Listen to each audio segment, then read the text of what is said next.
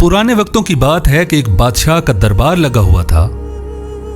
चूंकि सर्दी का मौसम था, इसलिए वजीर, मशीर और रियाया अलगर्ज तमाम खासो आम खुले मैदान में दरबार के साथ साथ धूप का भी लुत्फ उठा रहे थे।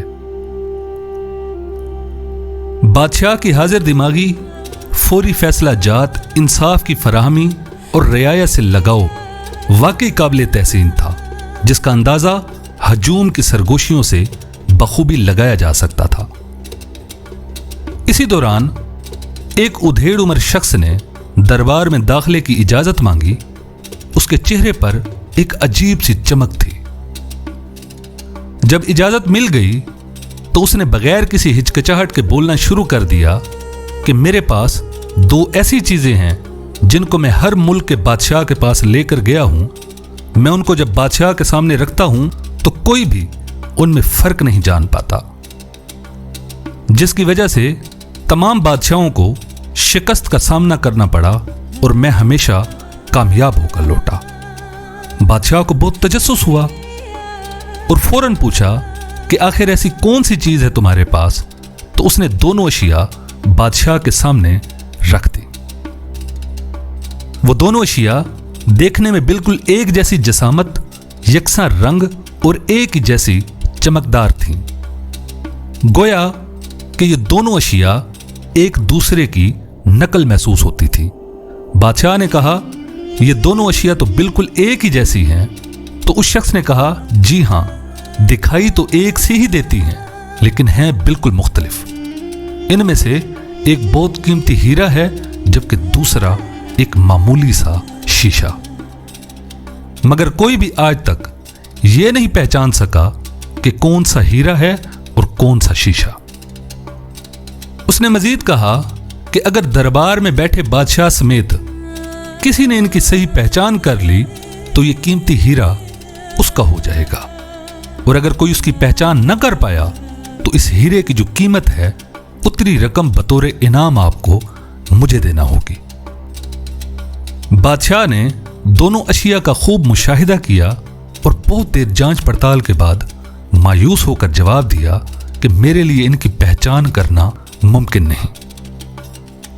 बादशाह के सबसे काबिल और ज़हीन तरीन वुज़रा भी नाकाम हो गए।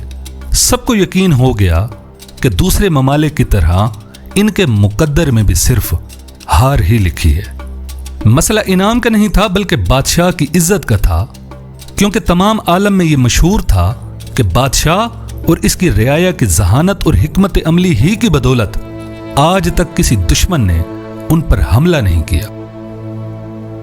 जब लोगों के चेहरों पर परेशानी के आसार वाज़े तौर पर नुमायां हो चुके तो एक बूढ़ा मगर आंखों से नाबीना शख्स हाथ में लाठी पकड़े अपने बेटे की मदद से बादशाह के पास पहुंचा।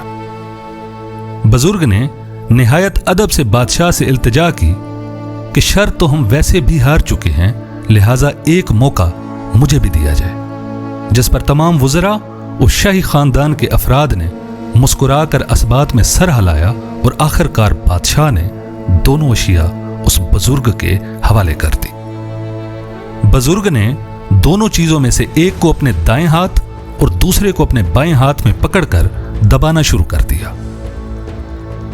इससे पहले कि दरबार में बैठा कोई भी शख्स उसका मजाक उड़ाता, उस बूढ़े आदमी ने चंद ही लम्हों में अपना दायां हाथ ऊपर उठाया और पूरी खुद एतमादी से मुखातब होकर कहा कि यह हीरा है, जबकि मेरे बाएं हाथ में शीशा। महफिल में बैठा हर शख्स हैरान हो गया और जो आदमी इतनी जगहों से जीत कर आया था वो परेशान हो गया और यह कहकर महल से चला गया कि मुबारक हो, वादे के मुताबिक अब यह हीरा बादशाह का हुआ। तमाम लोगों की जुबान पर सिर्फ एक ही सवाल था कि इसको असल हीरे की शनाख्त कैसे हुई। उसने जवाब दिया कि मैंने दोनों को छूकर महसूस किया तो सूरज की तपिश की वजह से जो ठंडा रहा वो हीरा था और जो गर्म हो गया वो शीशा निकला। इसलिए कहते हैं जो लोग छोटी छोटी तकलीफों से परेशान हो जाते हैं उनकी मिसाल इस शीशे की मानिद है, और जो मुसीबतों का डटकर मुकाबला करते हैं उनकी मिसाल इस हीरे की मानिद है। अब ये आप पर मुनहसर है कि जिंदगी गुजारने के लिए इन दोनों में से कौन सा असूल खुद पर लागू करते हैं।